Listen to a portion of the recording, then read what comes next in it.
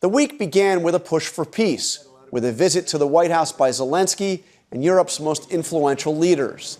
The White House said Putin had promised to meet with Zelenskyy, but now it seems the Russian leader has no intention of meeting with Zelenskyy, at least not anytime soon.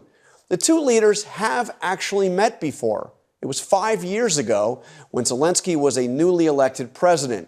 A look back at that meeting may provide some clues about the prospects for another meeting and another try at peace.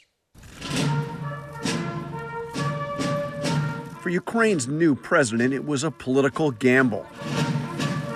December 2019. President Zelenskyy, who had been on the job for just 7 months, traveled to Paris for a summit of the so-called Normandy Four. French President Macron, German Chancellor Merkel, and Russian President Vladimir Putin. It was the first, and so far the only time, Volodymyr Zelenskyy would come face-to-face with the man who would later launch a full-scale invasion of his country. Putin had already illegally annexed Crimea in 2014 and invaded the eastern Donbass region, where he had engineered a separatist civil war. A 2015 peace agreement had brought an uneasy and uneven ceasefire. Soldiers continued to trade fire and die.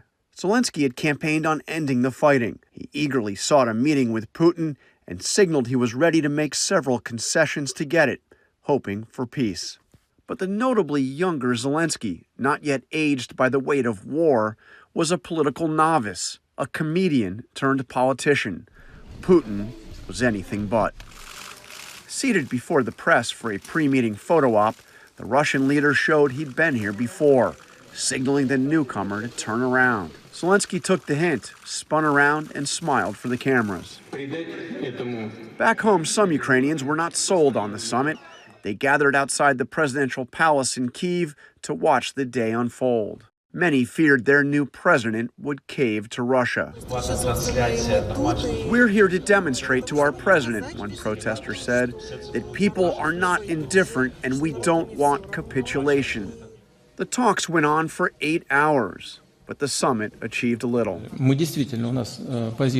Putin refused any compromise, insisting elections be held in the eastern territories while Russian forces were still there. Zelenskyy refused. The two sides did agree to a prisoner swap and a full ceasefire by the end of that year. The prisoner swap deal held.